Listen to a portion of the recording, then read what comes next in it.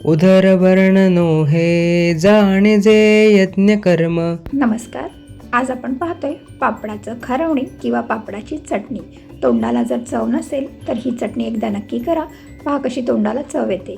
याच्यासाठी मी 3 पापड भाजून घेतले, 2 मध्यम आकाराचे कांदे बारीक चिरून घेतले, ते एका मोठ्या भांड्यामध्ये घेते आणि याच्यामध्ये आता याला हवे तसे मसाले घालायचे आहेत. किती तिखट हवे त्याप्रमाणे याच्यामध्ये तिखट घातले, थोडीशी हळद घातली आहे आणि चवीपुरता मीठ घातले. मीठ फक्त आपल्याला कांद्यापुरताच घालायचे कारण पापड थोडासा खारटच असतो.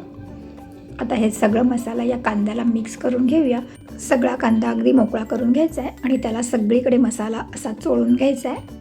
हा मसाला पूर्ण कांद्याला लागला की मग याच्यामध्ये 1 चमचाभर तेल घातलं आहे. हे तेलही सगळं मिक्स करून घ्यायचं आहे.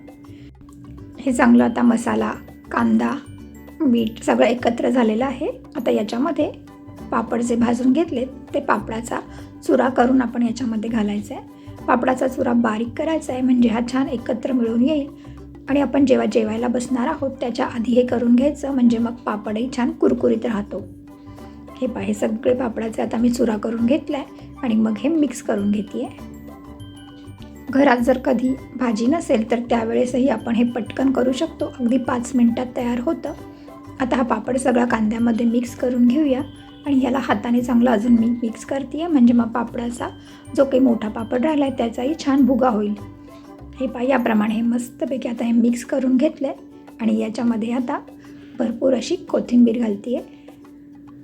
पापडाची ही चटणी किंवा खारवणी तोंडाला चव नसेल, घरात कुठली भाजी नसेल त्यावेळेस एकदा नक्की करून पहा. अगदी 5 मिनिटात तयार होतं. चवीला तर एकदम मस्त लागतं. याच्याबरोबर अगदी पोटभर असं जेवण करू शकतो.